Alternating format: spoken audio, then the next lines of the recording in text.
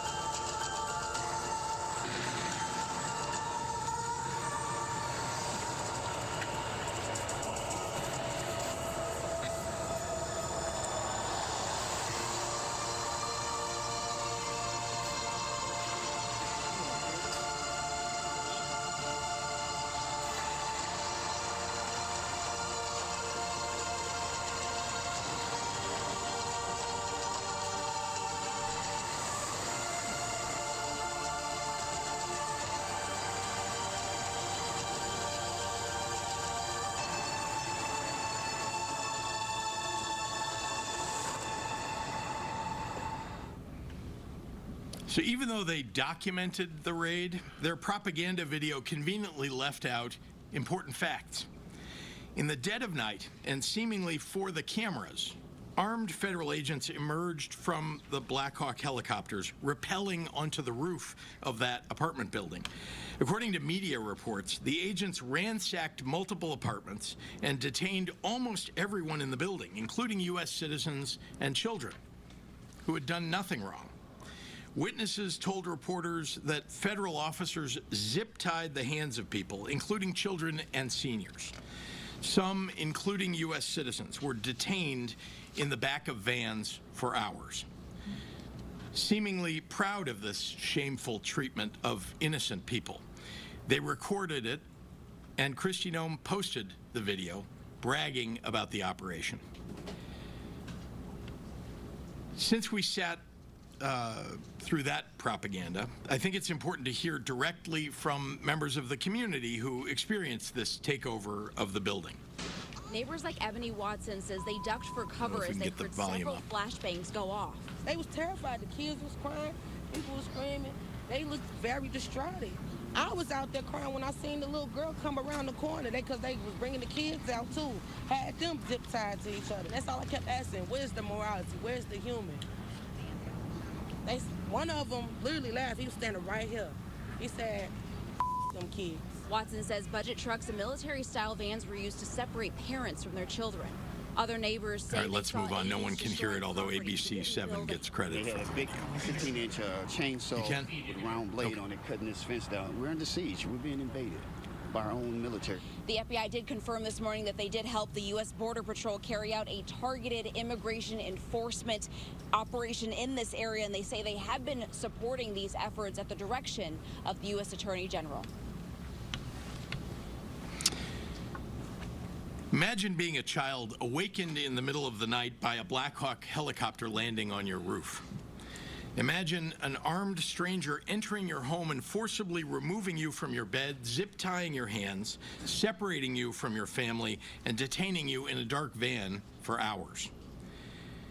This didn't happen in some faraway authoritarian regime. It happened right here in Chicago, right here in the United States of America.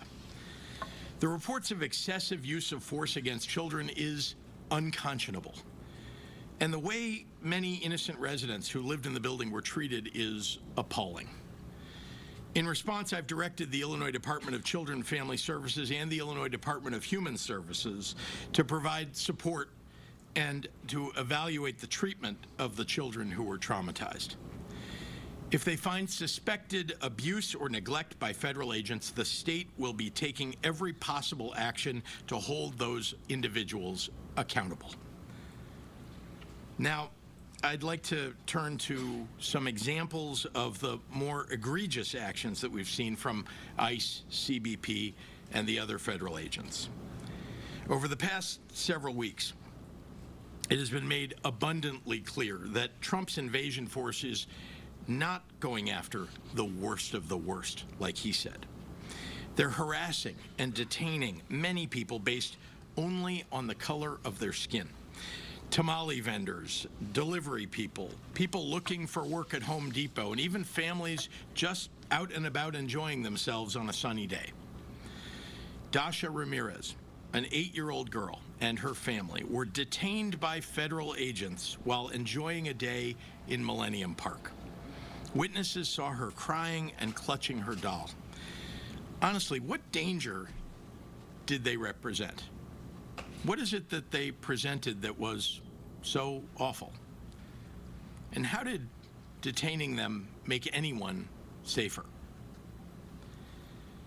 Federal agents have been openly carrying assault rifles downtown, racially profiling people, and based on that, demanding proof of citizenship and snatching people up in our neighborhoods without a judicial warrant. All of it rightfully has Illinoisans very upset. In the small suburban village of Broadview, with a population of 8,000, federal agents have turned 2 blocks of protest areas into a war zone by firing chemical agents and tear gas at peaceful protesters. They've used rubber bullets and flashbangs. Agents reportedly unholstered their guns and pointed them at peaceful protesters. They arrested a journalist who was a bystander, and they fired a chemical weapon at a CBS reporter in her car. They even detained Juan Munoz, an Oak Park trustee, and they're detaining people for extended periods in a facility not designed for that purpose.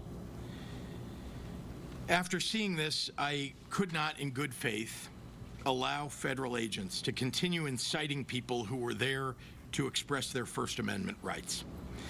At the request of the Broadview Police Department and with the help of the Cook County Sheriff's Office, we sent backup to ensure people could safely express their rights while also protecting nearby Broadview residents who have had ICE and CBP operating in their neighborhoods in an aggressive fashion and interfering with their daily lives.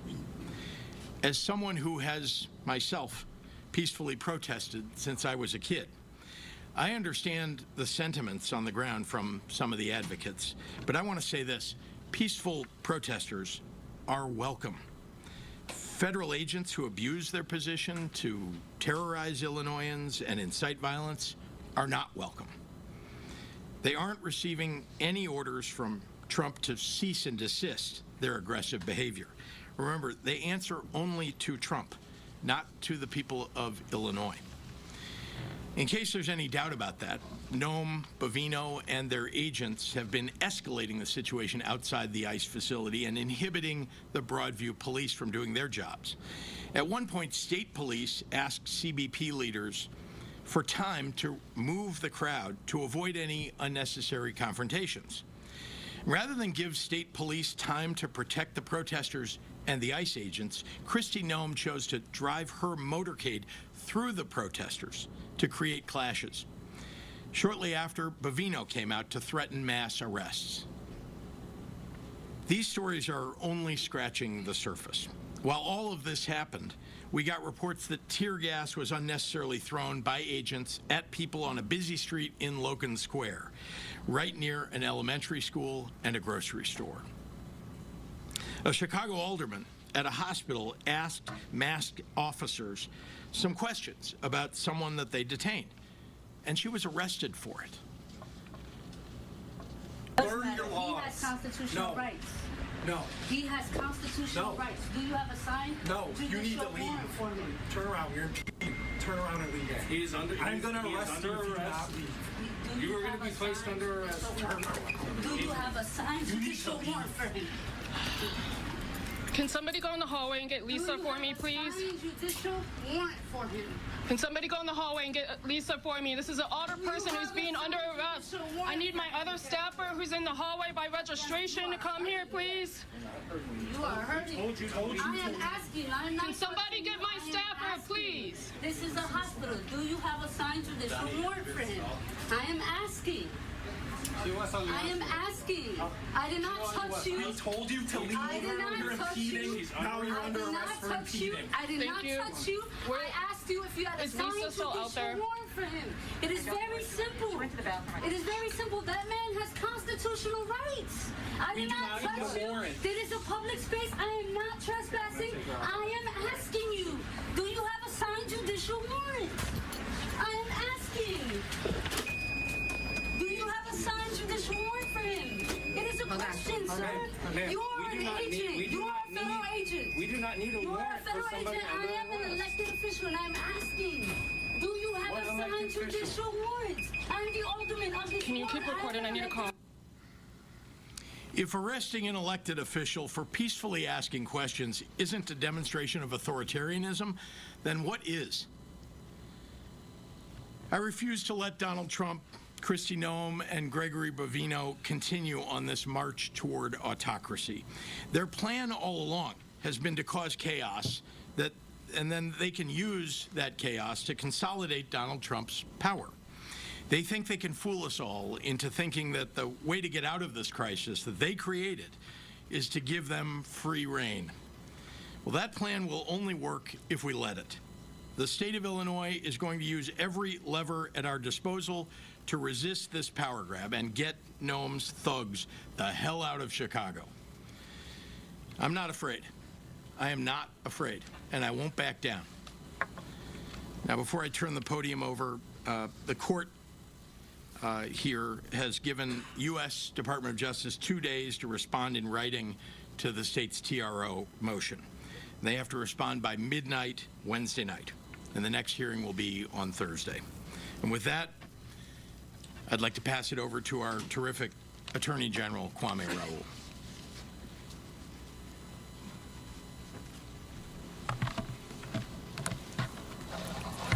Thank you, Governor. Good afternoon.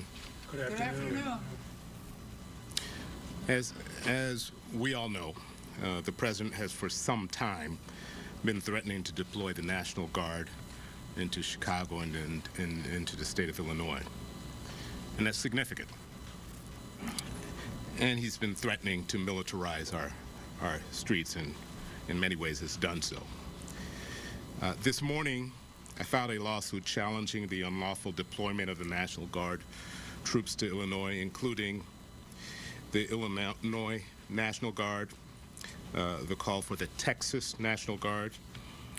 And my lawyers have just, as the governor updated you, were just in court arguing these actions. We're seeking a temporary restraining order, and we'll hear from the government from the federal government within a couple of days. The American people, regardless of where they reside, should not live under the threat of occupation by the United States military,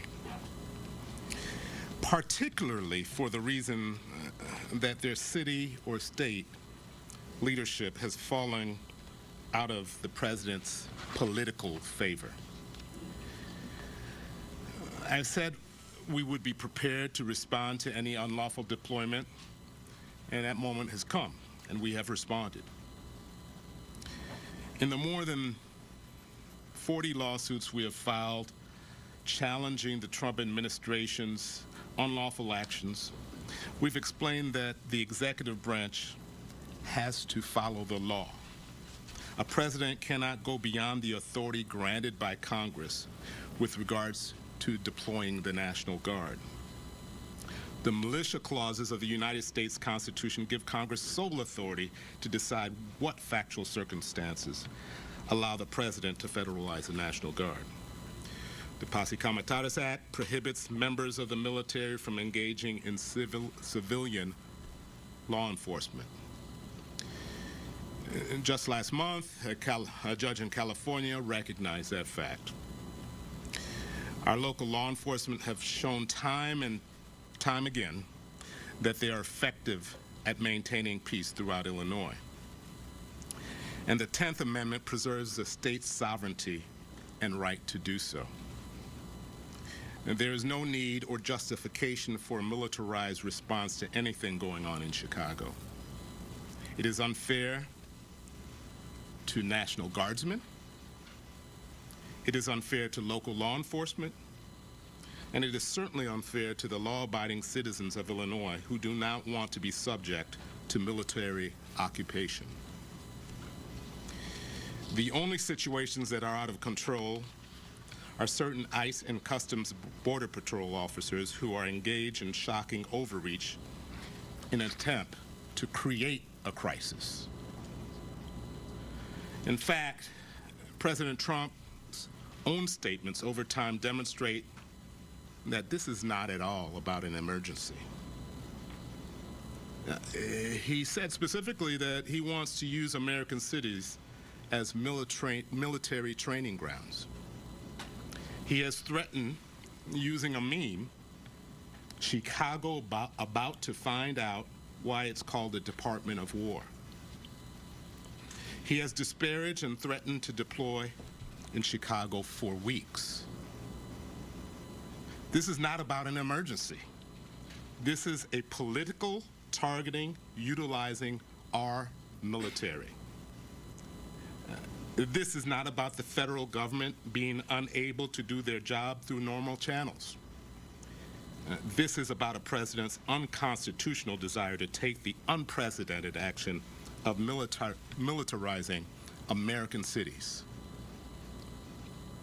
But just this weekend, a judge in Oregon issued a temporary restraining order stopping the administration similar actions in Oregon.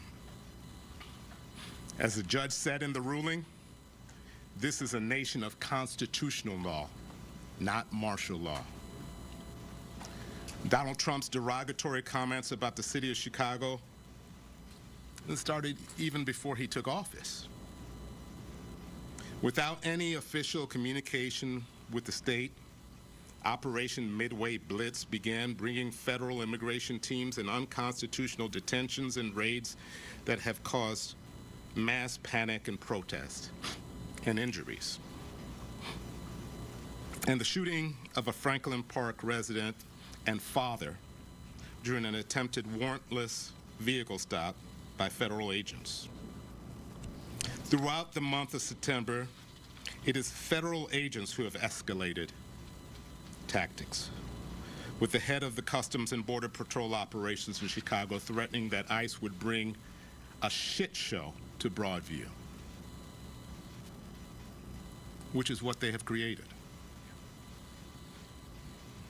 It was not until September 26 that a memo from DHS was sent to the Department of Defense requesting 100 troops to be sent to protect ICE facilities in Illinois, presumably in reference to Broadview.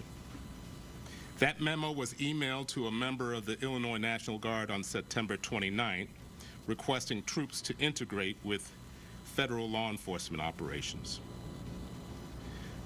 The state received no further communication until the morning of October 4th, a Saturday. At that time, Adjutant General Rodney Boyd received a call from the U.S. military asking him to start the process of calling up 300 members of the Illinois National Guard. It was followed by a memo stating that the president has directed the mobilization of at least 300 members of the Illinois National Guard to protect the federal personnel, functions, and property in Illinois, with no further specifics. The memo explicitly stated that if the state did not agree to the request within 2 hours, the Secretary of the Department of Defense would federalize and deploy as many National Guard troops as he wants. Because there is no public safety need or other emergency requiring the National Guard intervention, Illinois again declined to voluntarily call up troops that we don't need or want. Saturday night, General Boyd received a memo purporting to call the Illinois National Guard into federal service under Section 12406 of the U.S. Code, even over the objection of the governor. The stated reason for the order is to protect ICE and other U.S. government personnel and federal property. They provided no information about threat assessments or planned operations that were referenced in the memo. I'm here to say that the president's actions are illegal. The president has failed to establish that any of the legal prerequisites exist for his efforts to mobilize the National Guard's troops here. No president can flout the Constitution. I've said we will not hesitate to fight any unlawful deployment, and I want to make sure to make clear that our prayer for relief includes barring the threatened deployment of the National Guard from the state of Texas or anywhere else. Last night, we became aware of an undated memo from Secretary Hexas to Adjutant General of Texas, federalizing the Texas National Guard for service in Illinois, Oregon, and other locations. Deployment of the military to Illinois is unlawful and unconstitutional, no matter where these forces come from.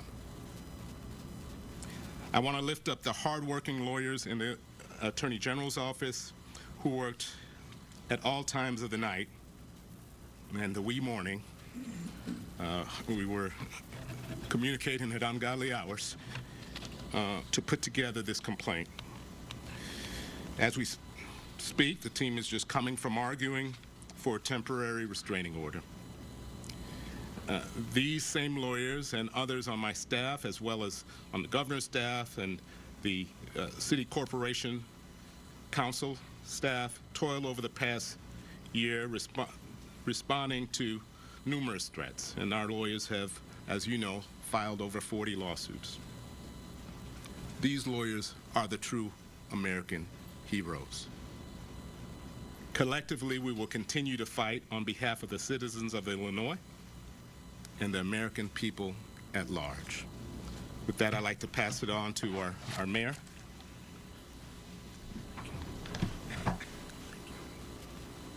Thank you, Mr. Attorney General. Thank you to the governor. Good afternoon, everyone. Good afternoon. I'm grateful for all of the elected leaders that are here, our congressional delegation, as well as our Cook County Board President, which you'll hear from shortly. Today, I stand with all of our elected officials and community leaders in denouncing President Trump's declared war on Chicago and Illinois. I'm proud the city of Chicago is joining the state of Illinois in our lawsuit against the Trump administration's unlawful deployment of the National Guard in our city and in our state. I've promised that the city of Chicago will do everything in our power to protect the constitutional rights of all Chicagoans. This lawsuit is the latest demonstration of our commitment. Let me be absolutely clear. The president is not sending military troops to Chicago to keep us safe. We know this because Trump has a history of targeting Chicago. He issued a series of executive orders attempting to defund so-called sanctuary jurisdictions and sue the city over our welcoming city ordinance. A federal judge recently dismissed that lawsuit, and the courts have prevented the Trump administration from restricting the city's funding based on our local laws. Now that the president has lost those cases, he is changing tactics to send in the Guard. He has stated his intentions outright to use our neighborhoods as training grounds for our military. He told them that they are, and they must be, prioritized in order to, in his words, defending the homeland against the invasion from within in American cities run by, quote, radical left Democrats, specifically including the city of Chicago. The only radical is a president trying to deploy National Guard from across the country into our city. We do not need or want the National Guard to police our streets.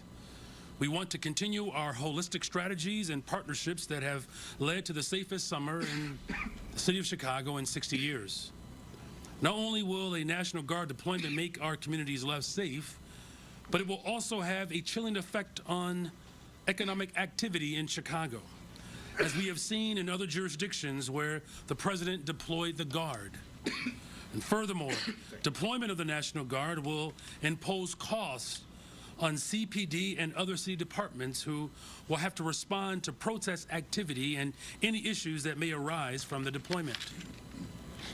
This is wrong, full stop. With today's litigation, we send a message to the president. Chicago will not be used as a political prop. Chicago will not be intimidated, and we will not be silent. And to our residents, know that we are fighting for you and using every legal avenue to protect your rights, dignity, and your humanity. And lastly, I want to be clear. When we talk about protecting our democracy, we are not just speaking about the right to vote every couple of years. We are speaking about something much deeper and much more profound. We go back to the labor leader, A. Philip Randolph's definition of democracy, and he said, "A community is democratic only when the humblest and weakest person can enjoy the highest civil, economic, and social rights that the biggest and most powerful possess." And that means that whether you are a billionaire or a thousandaire or a hundredaire, you deserve the exact same rights. The Constitution applies to all of our residents. This president wants to remake a country by the ultra-rich and for the ultra-rich, and he wants to use the military and his private militarized force to repress the rights of poor and working people. We prefer a government that is of, by, and for the people. And that's what we are fighting to protect. And thank you again to the governor, the attorney general, and to our congressional delegation and our county leaders, and to all of our partners that have demonstrated a great deal of unity and courage and persistence in this moment.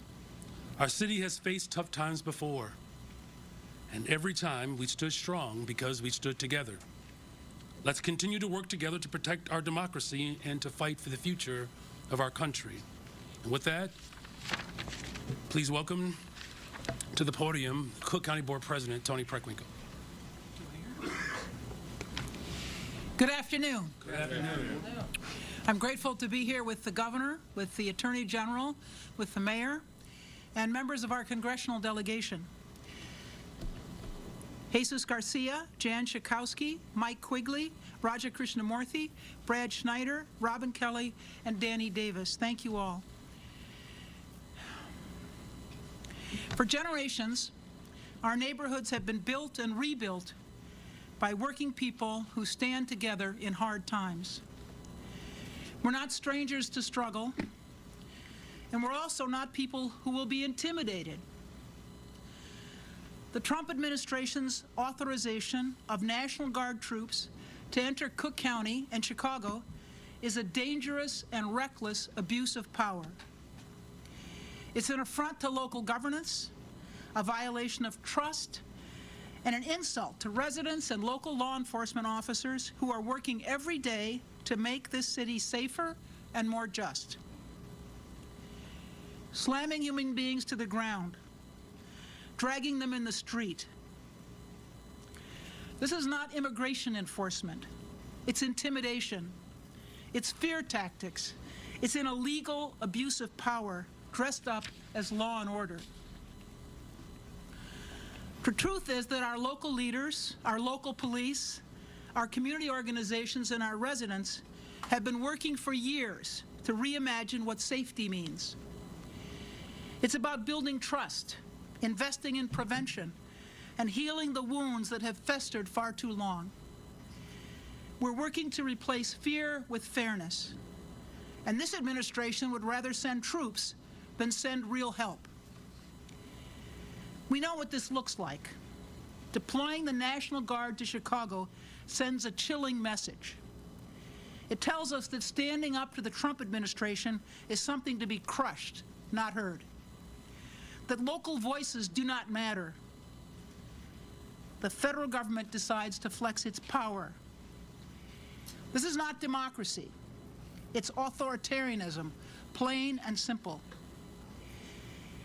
I stand with Governor Pritzker, Attorney General Raoul, Mayor Johnson, and every local leader who rejects this federal overreach. Cook County will continue to stand firm in defense of our residents and our democratic values. Cook County will be filing an amicus brief in full support of the state of Illinois' lawsuit to block the Trump administration from deploying federalized National Guard troops in our communities. The federal government has been extremely clear that they're taking this action not to assist Illinois and local officials, but to use Chicago as a training ground for the military to fight what they dub the war from within. This is direct punishment of state and local governments' exercise of their sovereign right to enact constitutional laws and ordinances. We believe in accountability. We believe in community solutions. And we believe that local problems are best solved by local people.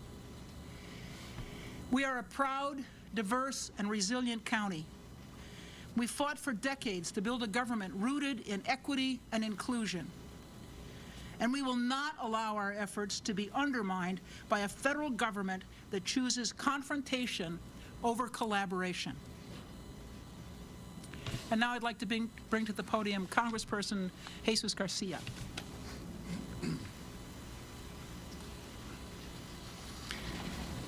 Thank you to all the leaders of Illinois and Chicagoland, Cook County, that are assembled here, demonstrating once again that Chicago and Illinois are places with strong shoulders, and that we will shoulder any injustice and we will tackle any injustice that comes our way as we live this very dangerous moment in our history. The President of the United States has turned the power of government against its own people. In my community, ground zero for these attacks, ICE has created a constant state of siege. People worry about their presence and their tactics every single hour of the day and night. We've seen masked ICE agents shoot into cars, engage in chemical warfare with bystanders, and even assault parents in front of their children. My grandson, who I am raising with my wife and my wife, are terrified.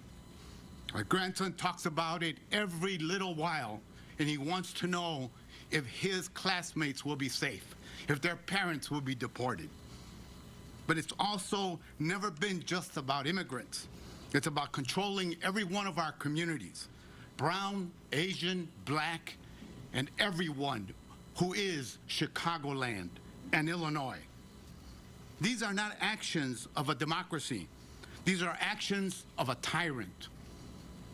I took an oath when I became a citizen 46 years ago, and again when I was sworn in as a member of the United States Congress, and my loyalty is sworn to the U.S. Constitution, and only that. And my oath compels me to be here today with our leaders. Because when a president tries to federalize the National Guard, when he ignores court orders, when his agents break the law and brutalize our community, he is not protecting the country, he's waging war against the country. This lawsuit is not just about legal arguments, it's about accountability, it's about whether or not we'll allow tyranny to take root on our soil. Donald Trump is pushing the boundaries and daring to believe that the courts, the law, the Constitution no longer matter. We cannot stand for that. Don't lose the faith. We must fight as if the courts still matter, because they do. We must stand as if the law has meaning, because it does. And we must resist together, because only together can we defeat the assault on our communities. Chicago will not be intimidated. Illinois will not be silenced. History will remember where we stood in this moment, whether we stood tall or we shrank in fear. Today, we stand tall. Brevemente. Estamos viviendo en uno de los capítulos más peligrosos en la historia de nuestro país. El presidente de los Estados Unidos ha convertido el poder del gobierno en una arma en contra del pueblo. En mi comunidad, el epicentro de estos ataques, los encapuchados han creado un estado de sitio, disparando a carros, lanzando gases contra vecinos y asaltando a padres en frente de sus niños.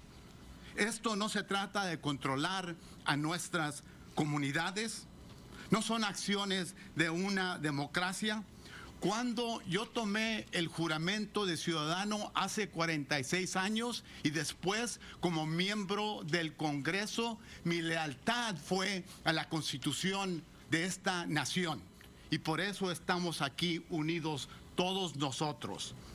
Trump quiere nacionalizar a la Guardia Nacional e ignorar órdenes judiciales y permite que sus agentes violen la ley. Eso no es proteger al país, es hacerle la guerra. Chicago no se dejará intimidar. Illinois no será silenciado. Hoy nos paramos firmes, declaramos que el intento de ser dictador no ganará, que la democracia no morirá bajo nuestra mirada y que el poder del pueblo superará el poder de cualquier presidente. Muchas gracias.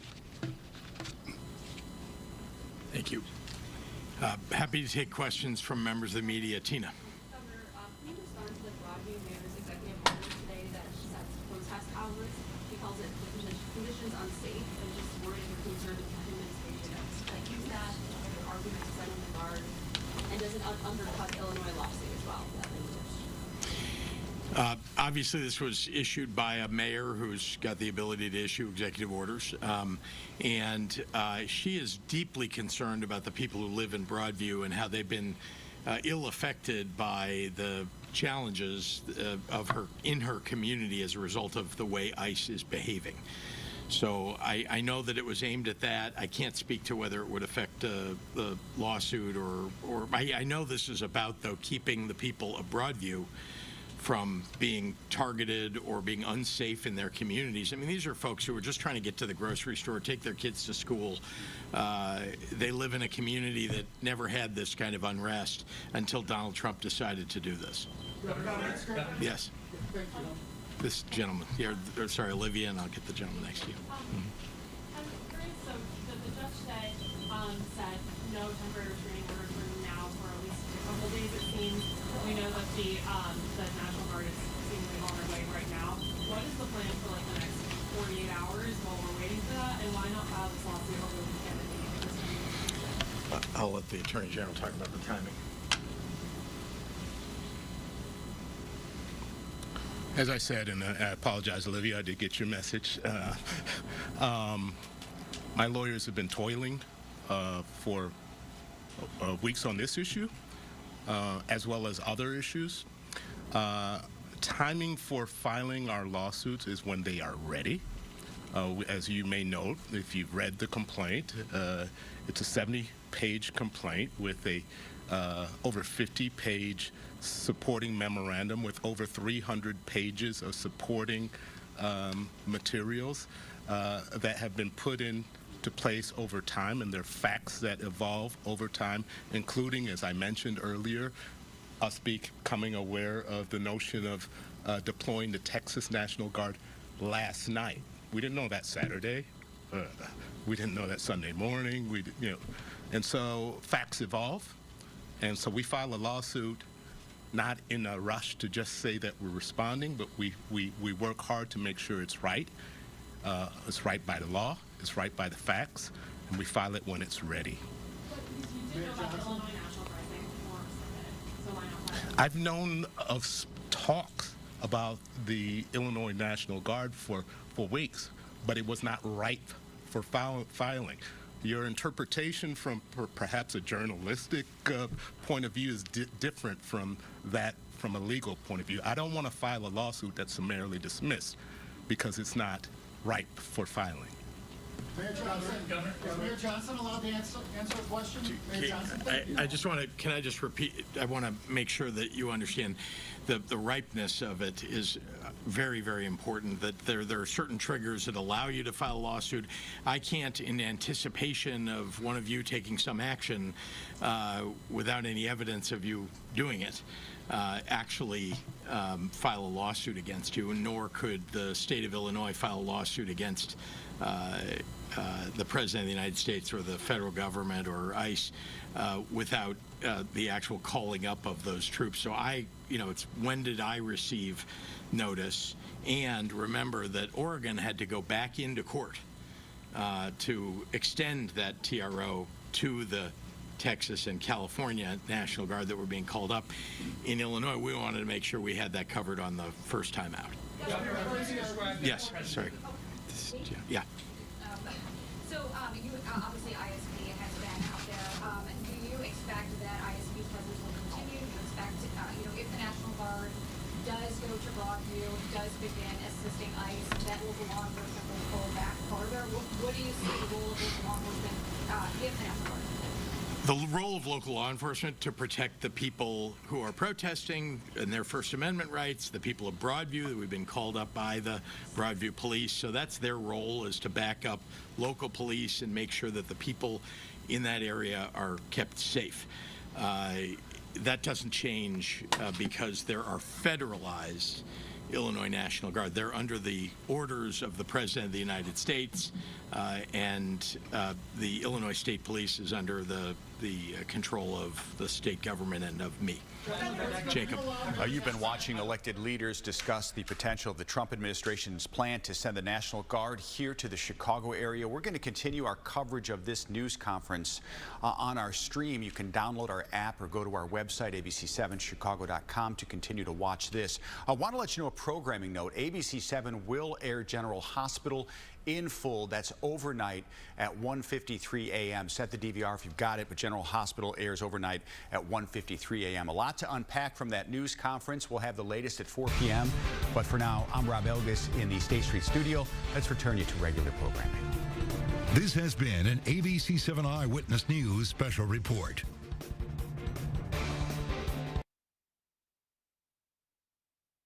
So they can protect themselves. That's first and foremost. We've made sure that we've pleaded with the public to take action by using their phones to videotape anything and everything that they see. We want to make sure that that's recorded. It's why we were able to even show some video here today. And again, beyond going to court, we have encouraged people to shop at small businesses, to help out your neighbors.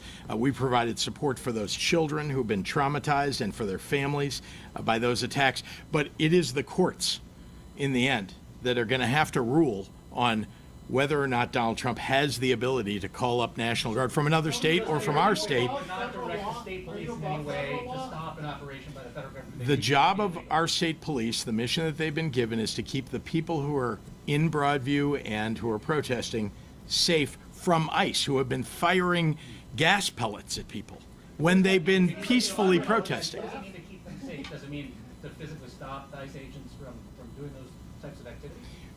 Again, we follow the law. There are federal agents following what their orders are. We have our state police following my orders and the orders of the director of the state police. Shia.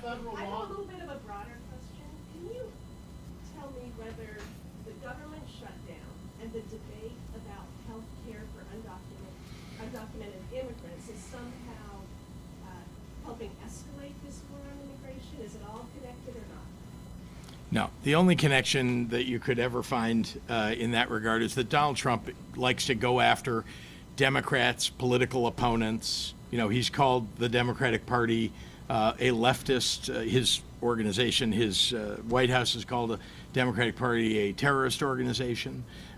He is attacking anybody that's opposed to him. So that's the only connection I can find. Otherwise, the reality is that he's just going after everybody that he views as standing in his way of imposing his authoritarian rule. Is your rhetoric causing... Taman. Governor, can I ask a question? Invasion rhetoric, your Civil War Mayor, rhetoric your causing police violence? superintendent said today that he doesn't have the power to arrest federal agents. So how can you enforce your executive order from this morning? The executive orders are about ensuring that we are protecting the people of Chicago and defending our democracy. I've given very direct instructions to ensure that all of our sister agencies and our city departments are doing just that, upholding the local ordinances and again, protecting and defending the rights of every single resident. You know, as far as, you know, being able to enforce the measures that we have put forward, one, we're going to use every single tool that's available to us, and as I've stated before, you just heard the governor express it as well, this battle is going to take place in the courts and in our communities. Here's what's most important here, is that the people in this city, in this state, and throughout the county, is that we're all united around protecting the fundamental right to be able to have a democracy.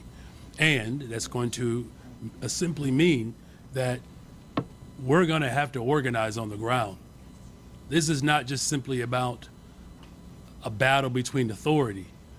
This is about making sure that the 700 people who showed up on the north side of Chicago to organize, to build the resistance, that's a clear example of how the organizing on the ground plays an incredible role in defending people. It's going to take everything: litigation, executive orders, legislation, and I believe most importantly, the people of this city and county and the state and throughout the country pushing back against tyranny. Mayor Thank you Johnson, there. is calling for a civil war causing violence? Is your Civil War language and calling?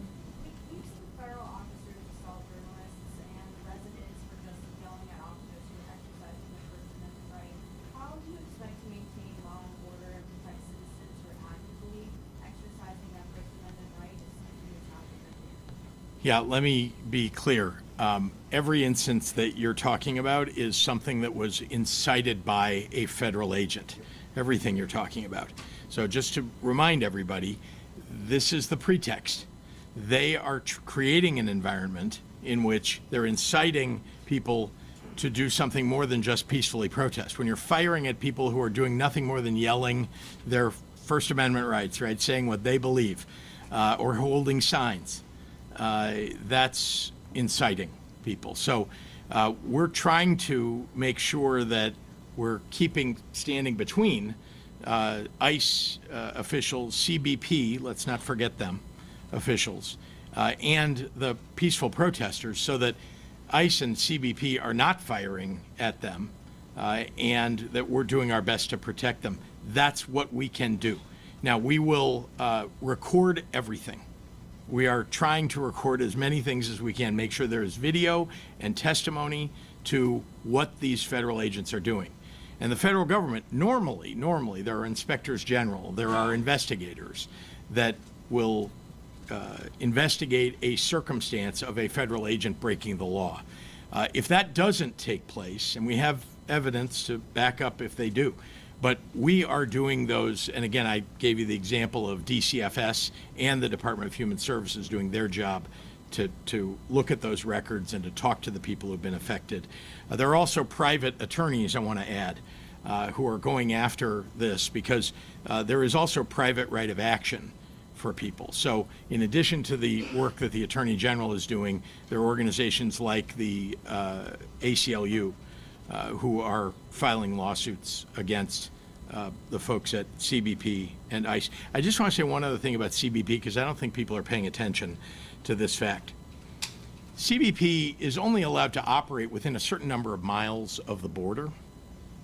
Well, they have declared that the border is at the shores of Lake Michigan. That is why they're allowed to operate now, or at least why they're being told they're allowed to operate in the city of Chicago. That doesn't seem right to me. The border, as far as I know, first of all, if you go all the way across Lake Michigan, you'll find a border, but also, more than 1,000 miles away from here is the border on the south of the state of the United States. Rose. Why it's okay to use the National Guard to protect the DNC guests, but not to protect the legal rights of citizens? Well, first, they should stay the hell out of Illinois.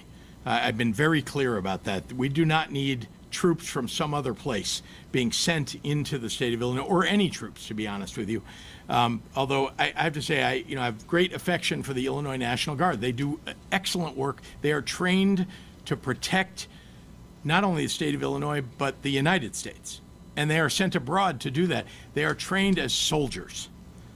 And instead, they're being conscripted into something that would make them something like a police officer. And yet they don't have the training to back that up.